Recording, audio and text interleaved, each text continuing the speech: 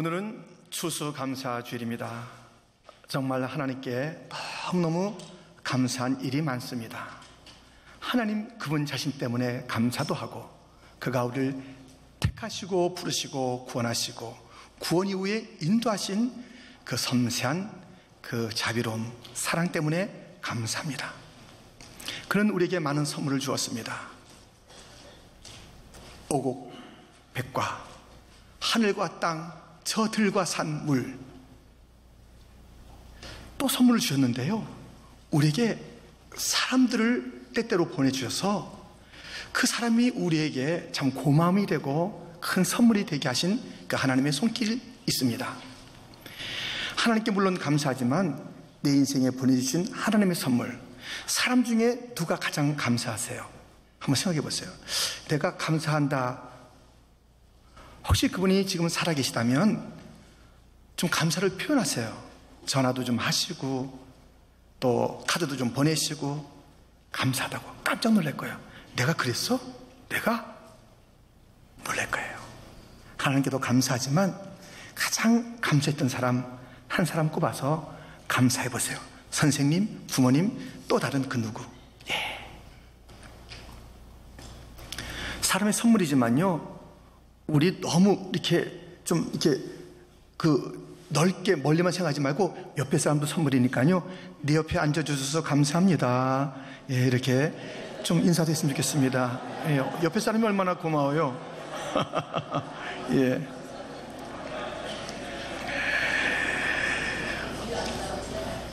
오늘 본문 30절에 바울이 내가 감사하는 것이 있다고 그랬어요. 내가 감사하는 것. 범사에 감사하라고 늘 외쳤던 바울은 특별히 뭐가 감사할까 궁금하지요. 바울의 이 감사는 환경 때문은 아니에요. 그의 삶의 환경은 너무 열악했습니다. 먹는 것, 자는 것, 입는 것, 정상이 아닌 너무나도 힘들고 어려운 매맞음과 감옥과 그 모든 어려운 가운데 있었기 때문에 환경 때문에 감사하는 것은 아니에요. 건강 때문에 감사할까요? 아니에요. 그에게는 육체의 가시라 불리우는 결정적인 아픔이 있어서 하나님께 기도했더니, 그것도 3번이나 기도했더니 하나님의 답변은 그 육체의 가시를 빼가는 것이 아니라 그냥 두시고 내 은혜가 내게 족하도다. 그러니 건강의 회복 때문에 감사한 것이 아닙니다. 도대체 무엇을 감사했을까요? 이 바울에게는 생애의 목표가 생긴 거예요. 하나님의 영광을 위하여. 오늘 본문 31절에 있습니다.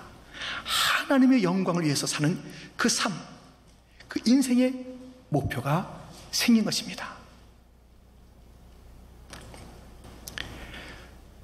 사람마다 다 인생의 목표가 있는 게 아니에요.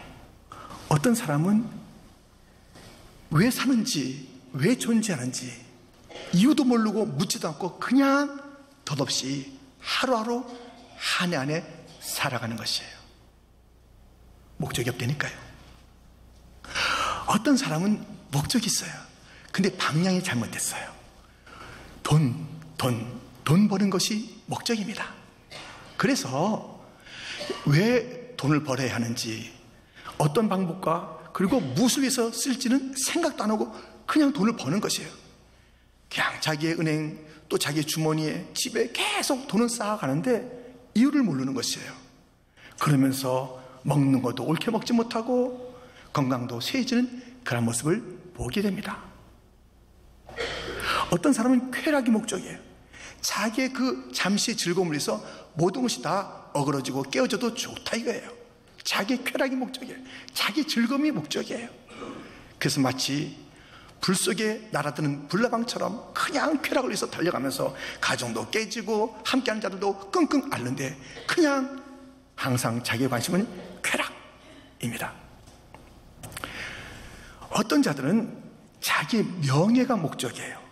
다른 사람들에게 인정받고 칭찬받고 박수받는 것, 그것이 자기 인생의 목적이에요. 남이 나한테 뭐라 그러지? 박수 쳐야 돼.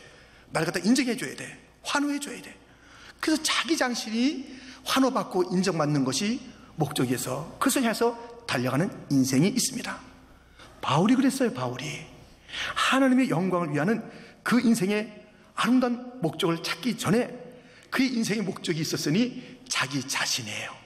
자기 자신을 위한 삶이에요. 그가 종교적으로 열심히 일했습니다마는 그것을 통해서 하나님께 영광 그거 아니에요. 이야, 저 청년 대단하다, 대단히 열심히야, 박수 받기를 원했어요. 자기 자신을 위한 그런 인생이었는데 다메섹 가는 길에 예수님 만나서 그가 예수님께서 사셨던 삶의 방법, 하나님 아버지의 영광, 그것을 자기의 인생의 목표로 삼고 얼마나 기뻤는지 몰라요. 그래서 이것이 감사한 것이에요. 아니, 환경 때문에, 외적인 조건 때문에, 건강 때문이라면 어떻게 감사할 수 있었겠습니까? 어떻게 늘 감사할 수 있었겠습니까? 그가 이 환경과 조건과 건강을 뛰어넘어서 감사할 수 있었던 것은 그 누구도 빼앗을 수 없는 인생의 목적, 하나님의 영광을 위하여 이것이 있었기 때문에 그 모든 어려움을 이기고 항상 감사할 수가 있었습니다. 하나님의 영광을 위하여 인생의 목적, 이것이 왜 사도 바울의 것만 되겠습니까? 그렇지 않잖아요. 우리 인생의 모든 존재의 이유는 하나님의 영광을 위하는 것이에요. 이것이 발견되고 깨달아진다면 그 사람은 감사가 말을 내야 말할 수가 없습니다. 인생의 변천은 목적을 찾았기 때문입니다. 그렇다면 이 바울이 감사하게 된 인생의 목적, 하나님의 영광을 위하여, 도대체 하나님의 영광을 위하여, 하나님의 영광을 위하여 우리가 많이 듣는 이야기인데 어떻게 사는 것이 하나님의 영광을 위한 것입니까? 오늘 본문이 구체적으로 그 하나님의 영광을 위하는 삶을 일러주고 있습니다. 그래서 본문을 통해서 하나님의 영광을 위하는 것이 무엇인지 우리도 보고 하나님의 영광을 위한 구체적인 삶을 바울처럼 우리가 살아가야 할 것입니다. 하나님의 영광을 위한 그 삶, 인생의 가장 아름다운 목표, 그것의 실천의 첫 번째는 무엇일까요? 열매를 맺으라 라는 것입니다. 예수님은 제자들에게 이렇게 말씀했습니다. 요한복음 15장 8절 말씀입니다. 우리 같이 읽겠습니다. 너희가 열매를 많이 맺으면 내 아버지께서 영광을 받으실 것이요 너희는 내 제자가 되리라. 아멘. 열매 많이 맺으면 하나님 아버지가 기뻐하시고 영광을 받으신다는 것이에요. 우리가 하나님께 영광을 돌린다는 것은 열매를 맺는 것입니다. 그래도 열매는 열매 나름이잖아요. 좋은 열매가 있고 나쁜 열매가 있는 것입니다. 좋은 열매는 어디서 오고 나쁜 열매는 어디서 옵니까? 툭 떨어집니까? 아니에요. 그 존재 자체, 나무 자체가 좋으면 좋은 열매를, 나쁘면 나쁜 열매를, 사과나무는 사과 열매를, 포도나무는 포도 열매를 맺는 것입니다. 마태복음 7장 16절로부터 이런 말씀이 있습니다. 우리 한번 같이 읽겠습니다. 그들의 열매로 그들을 알지니 가시나무에서 포도를 또는 엉겅퀴에서 무화과를 따겠느냐.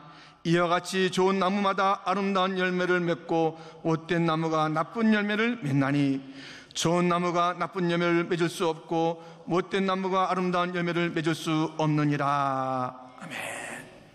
그러니까 그 존재 자체가 그 열매를 드러내는 것이에요. 그러니 많은 열매가 있을 때 주님이 기뻐하신다고 그랬는데 중요한 것은 무엇이냐면 열매 앞에 있는 그 나무 뿌리에 뿌리. 오늘 본문에 이런 말씀이 있죠. 31절 그런즉 너희가 먹든지 마시든지 무엇을 하든지 다 하나님의 영광을 위하여 하라. 생활 속에서 아름다운 열매를 맺어드릴 때 하나님께서 영광을 거두신다 하시면서 먹든지 마시든지 무엇을 하든지, 먹든지 마시든지는 인생의 가장 중요한 기본입니다. 사람이 무엇을 먹느냐 마시냐에 따라서 그 사람이 그렇게 되는 것이에요. 나쁜 것을 먹고 좋은 건강을 유지할 수가 없습니다. 더러운 것을 마시고 사람이 참 건전해질 수가 없어요. 아담과 하와가 잘못 먹어서는 안 되는 것을 잘못 먹어서 타락하게 됐고 하나님과의 관계가 끊어졌고 죽게 되었어요. 그래서 좋은 열매가 삶 가운데 나타나야 되는데, 그 열매에 필요한 것은 무엇이냐면 그 기본이에요. 뿌리, 먹는 것, 마시는 것, 그 삶의 기본부터 하나님께 영광이 돼야지. 이 기본은 다 그냥 무시하고 좋은 열매가 있으려니 그런 일은 절대 없고요, 그런 인생은 하나님께 영광을 돌릴 수가 없습니다. 다니엘과 그의 친구들은 먹고 마시는 것부터가 구별되어 있었어요. 남달랐 때니까요. 그리고 나서 하나님께 영광이 된 삶을 살았던 것입니다.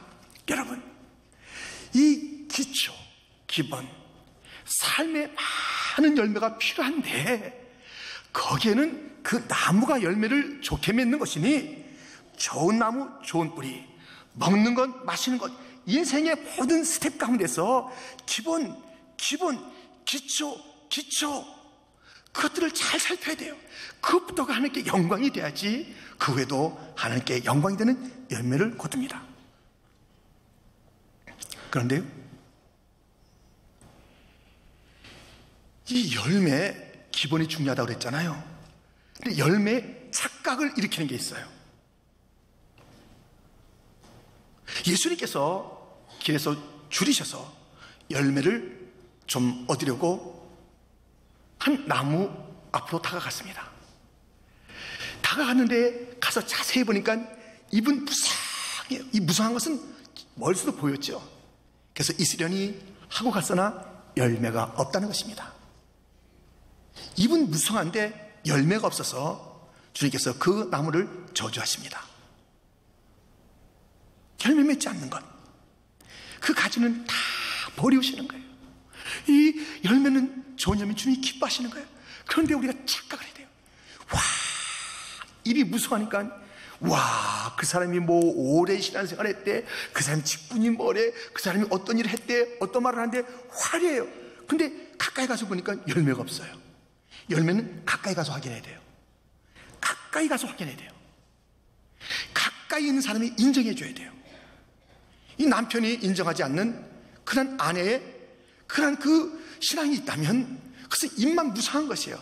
교회 나가서는 뭐 칭찬받는다며 남편은 도무지 어리할 수가 없는 그 모습.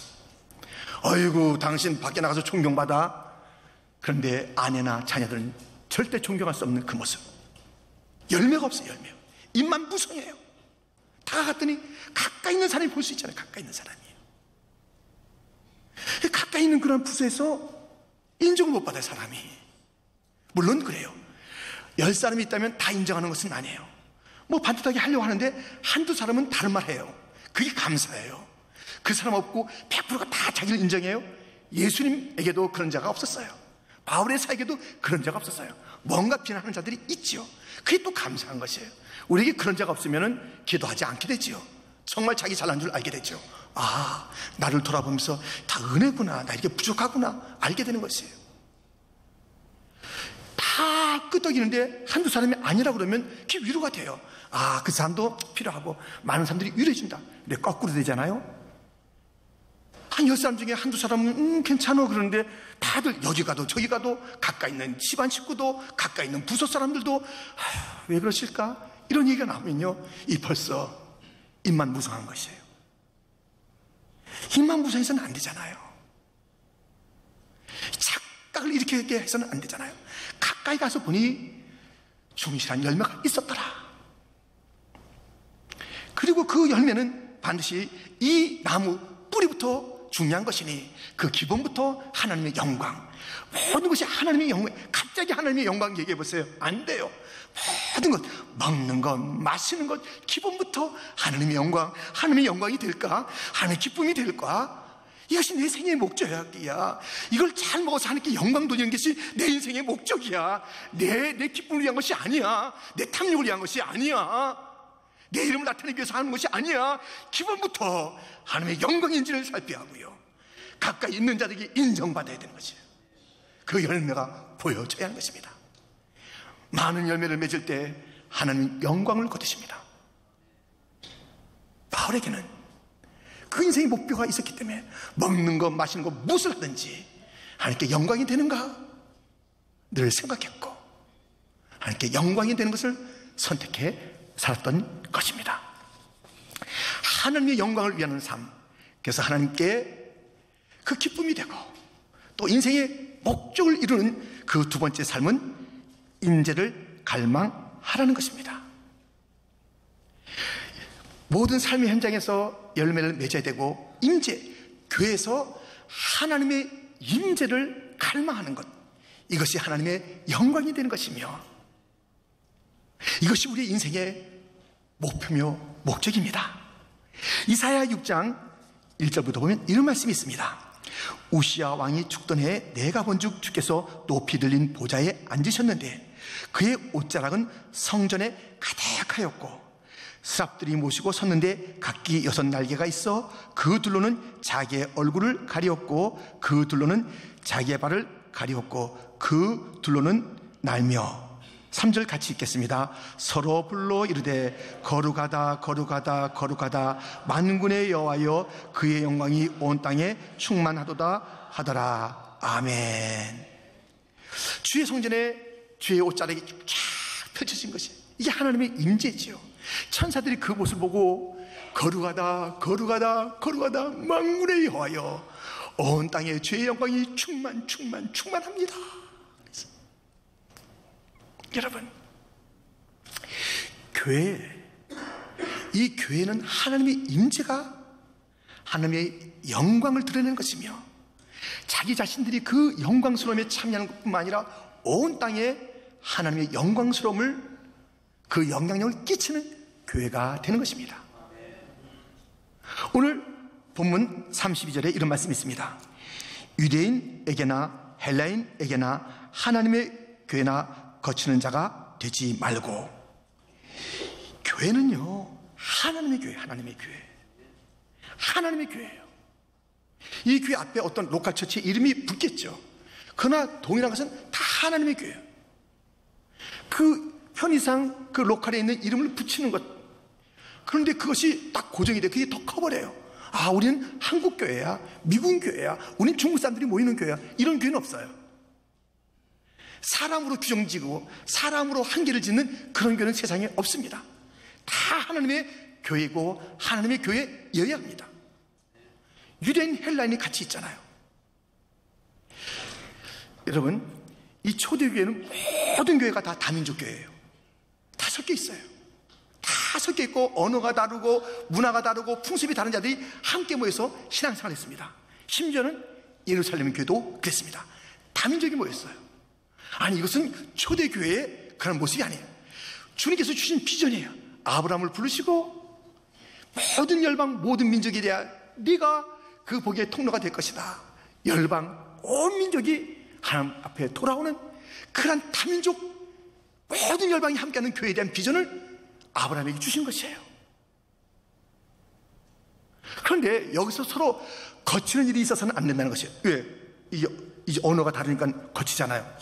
불편하고 문화가 다르니까 삐죽빼죽 이게 나잖아요. 하나님의 교회에서 거칠거나 이 문화 때문에 서로 이렇게 삐죽빼죽 되는 것, 거치는 것이 무엇이에요? 실족하지 말라는 것이에요. 실족시키지 말라는 것이에요. 이 다민족이 함께 예배드리는 하나님의 교회에서 다른 이유로 자기 자신이 넘어지거나 다른 자를 넘어뜨려서는 안 된다는 말씀입니다. 그러면 하나님께서 영광을 드릴 수가 없어요. 자, 이런 일이 있었습니다. 베드로가 안디옥 교회에 갔어요. 안디옥 교회는 정말 이 다민족 또 선교 정말 그 아름다운 초대교회 중에 교회였습니다. 이 안디옥 교회에 갔을 때에 거기에 식탁이 있었는데요. 자기와 다른 유대인들 그리고 이방인들이 함께 식사를 하는 것이에요. 잘 먹고 있는데 또 다른 유대인들이 찾아오게 돼요.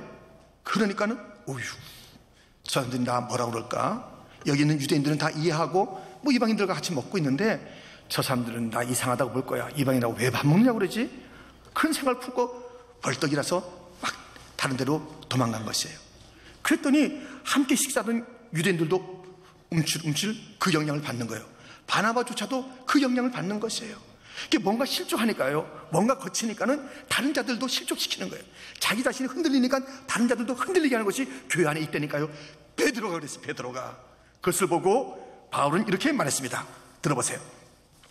갈라디아서 2장 11절부터 보면 게바가 안디옥에 이르렀을 때에 책망받을 일이 있기로 내가 그를 대면하여 책망하였노라. 야고보에게서 온 어떤 이들이 이르기 전에 게바가 이방인과 함께 먹다가 그들이 오매 그가 할례자들을 두려워하여 떠나 물러가매 남은 유대인들도 그와 같이 외식함으로 바나바도 그들의 외식에 유혹되었느니라. 14절 같이 읽겠습니다. 그러므로 나는 그들이 복음의 진리를 따라 바르게 행하지 아니함을 보고 모든 자 앞에서 게바에게 이르되 내가 유대인으로서 이방인을 따르고 유대인답게 살지 아니하면서 어찌하여 억지로 이방인을 유대인답게 살게 하려느냐 하였노라. 이런 그 식사 문제로 자리를 피했는데 그건 문화 문제고 그게 무슨 큰 대수로운 일이겠어요. 좀 불편해서 다른 자들에게 불편을 줄까 봐 해서 그런 이유가 안 된다는 것이에요. 복음의 진리를 훼손한 것이래요. 이 문화적인 일 같잖아요. 그래서 뭐 잠깐 자리 피한 게 뭐 큰, 그런데 책망하는 거예요. 감히 대사도 베드로를 바울이 책망하는 것이에요. 이게 뭐냐고. 복음의 진리와 맞지 않는 거라고. 이건 복음의 진리에 역행하는 거라고. 문화 문제가 아니라고. 언어 문제가 아니라고. 단지 식사의 문제가 아니라고. 우리 모두가 다 하나님의 은혜로 부름받았는데 유대인이나 헬라인이나 다르게 부름받은 것이 아니라 하나님의 은혜로 부름받은 우리들인데 하나님의 은혜, 그 은혜 가운데 다 거하는 것인데 비록 말이 다르고 문화가 다르다 할지라도 우리는 다 하나로서 살아가야 될 자들인데 여기서 계속 무엇이 거칠고 무엇에 실족하고 무엇에 시험 주는 것, 이것은 복음의 진리를 역행하는 것이요. 교회 안에서 다민족이 존재하는데 미국 땅이 다민족 사회 아니겠습니까? 그런데 이 모든 나라들은요, 다민족이건 자기 나라에 있던 간에 패권주의예요. 우리나라가 더 잘 돼야 돼. 이것이 항상 으르렁거리며 이 가운데 있는 거예요. 우리나라, 우리 민족, 세상 나라의 그런 삶의 방식입니다. 교회는 안 그래요. 하나님 나라는 안 그래요. 다민족이, 더군다나 미국에 산다면 이 다민족이 이민자들도 있고 미국에서 먼저 산 자들도 있고 다 우리가 하나님의 은혜로 살아야 될 자들 함께 가야 될 그런 교회라면 그런 차이, 불편함을 가지고 삐죽빼죽 될 것이 아니라 서로 거치는 존재가 될 것이 아니라 추구할 것이 있으니 하나님이여 주의 임재가 우리 교회 가운데 임하게 하여 주셔서 하나님의 영광이 드러나는 교회가 되게 하여 주옵소서. 추구하고 기도할 것은 그것이에요. 본질이 하는 것 같고 계속하고 있어요. 근데 그것은 복음의 진리를 역행하는 것이래요. 사소한 일이 아니래요. 베드로도 책망받았던 일입니다. 우리 삼가 주의해야 돼요. 이 아름다운 공동체 가운데 하나님의 마음의 비전에 있었던 그 꿈에 있었던 모든 열방이 함께 모여서 예배하고 각기 다른 언어가 있지만 그 가운데 하나님의 임재를 추구하고 갈망하고 하나님의 영광이 임할 때에 저들은 왜 티격태격 안 싸우지? 우린 그냥 싸우고 있는데, 그래서 우리는 누가 왕이냐 하는 것을 이 나라 싸움을 하고 있는데 저들은 모든 민족이 하나가 되는 거예요. 거기 하나님의 임재 예배 가운데 있고요, 거기 하나님의 영광이 나타나는 것이에요. 다르다 달러, 우리하고 다르다. 교회는 확실하게 다르다. 하나님의 영광과 그 임재에 압도되는 그런 세상을 우리가 봐야지. 우리가 여기서 티격태격하는 바람에 세상 똑같다야 더하다 더해 하나님의 영광을 가리우게 되고 하나님의 임재를 볼 수 없는 교회가 된다면 그것이 종교적인 행위를 하는 인간 사교 집단이지 어떻게 교회입니까? 하나님의 영광이 임하지 않는 그곳이 어떻게 교회이며 하나님의 임재가 없는 곳이 어떻게 교회일 수 있습니까? 교회는 반드시 하나님의 영광을 갈망해야 합니다. 지난 13일 무슨 일이 있었어요? 북한에서 한 군인이 남쪽으로 넘어왔습니다. 생명을 걸고 생명보다 더 큰 가치가 있기 때문에 자유,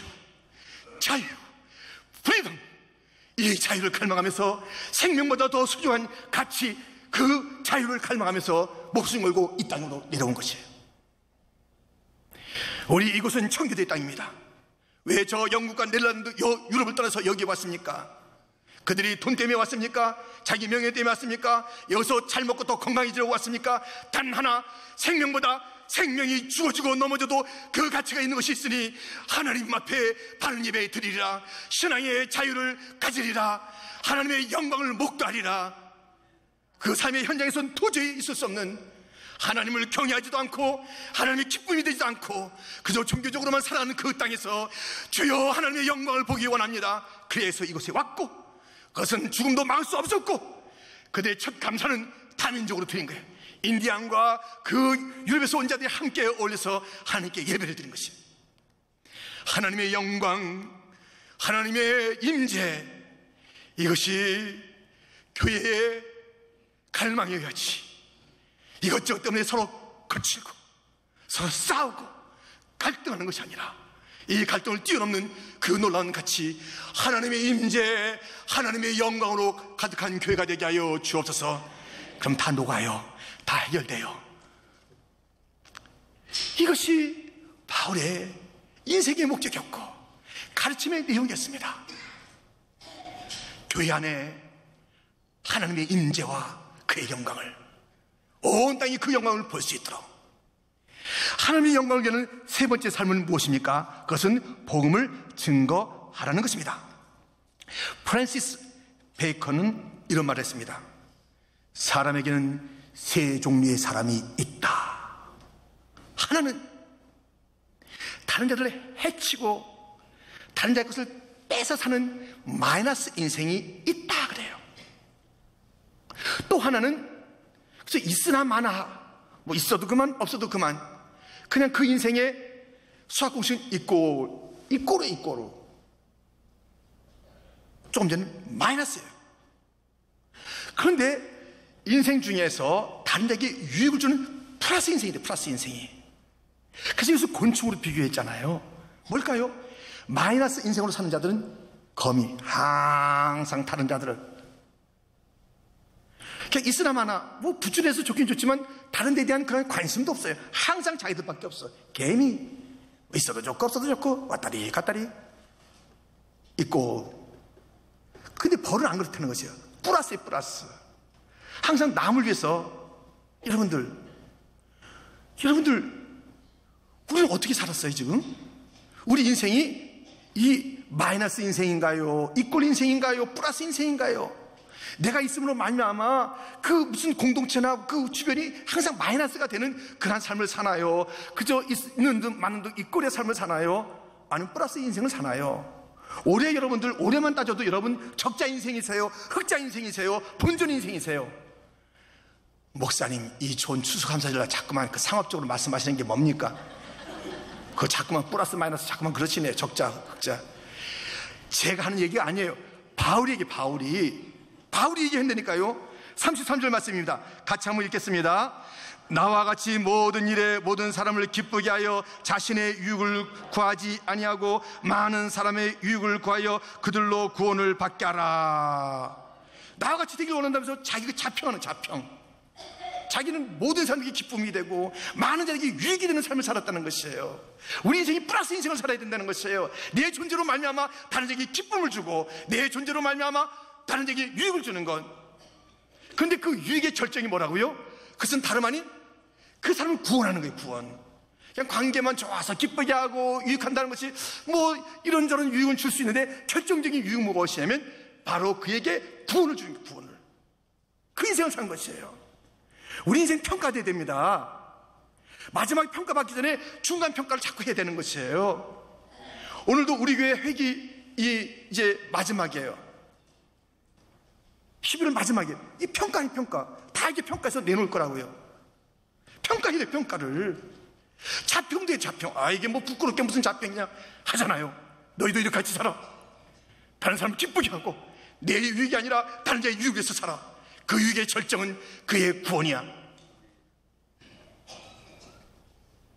여러분들, 우리 인생이 이 복음을 증가하여 그들을 유익하게 만드는데 그들에게 구원을 주는 것,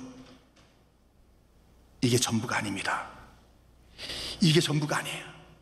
우리가 복음을 증가하여 다른 자를 구원하는 것, 가장 좋은 유익을 주는 것, 이것이 전부가 아니에요. 복음을 왜 전합니까? 왜 다른 자를 구원합니까? 이 이유 때문입니다. 하박국 2장 14절 말씀, 이는 물이 바다를 덮음같이 여호와의 영광을 인정하는 것이 세상에 가득함이니라. 아멘. 하나님의 영광을 돌리기 위해서 저들을 구원하는 이유가 무엇이에요? 그 구원받는 것, 거기에 마지막 그래서 나는 상급받는 것 거기에 마지막이 절대 아닙니다. 내가 상급받기 위해서 전도하는 것도 아니고 그들을 구원하기 위해서 선교하는 것이 아니에요. 그 구원한 자들이 하나님의 영광을 돌리는가, 하나님을 인정하는가, 여기까지 나가야 되는 것이에요.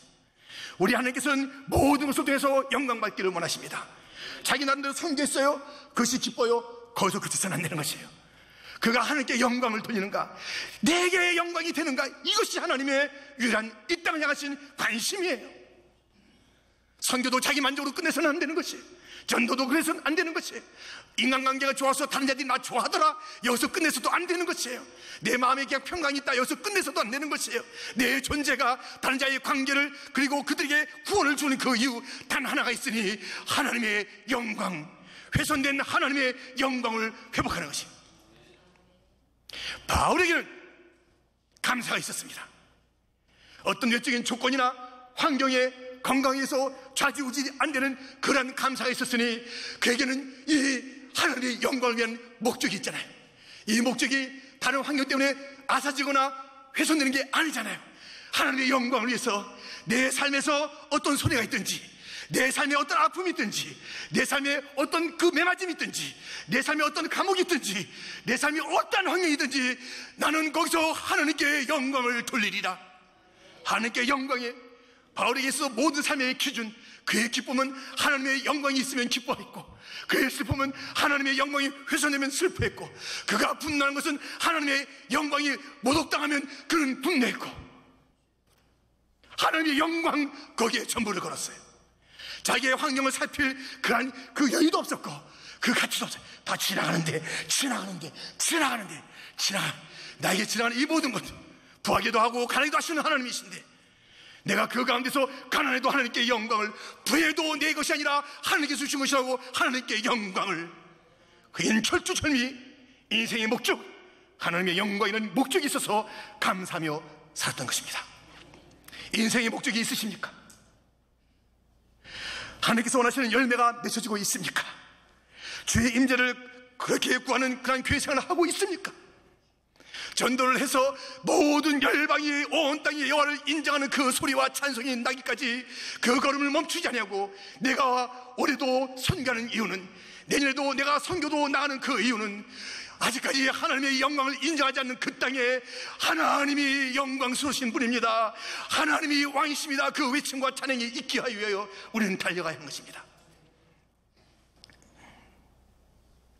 여러분, 오늘 추수감사절 감사할 것이 참 많고 감사드리고 싶은 그러한 사람들도 있는 것이 분명하지만 감사 중에 감사, 하나님이시며 그 하나님 나를 불러서 구원하시고 그 구원에 또 부르심을 주셔서 이러한 사명을 주었다는 것이 감사한 줄 믿습니다.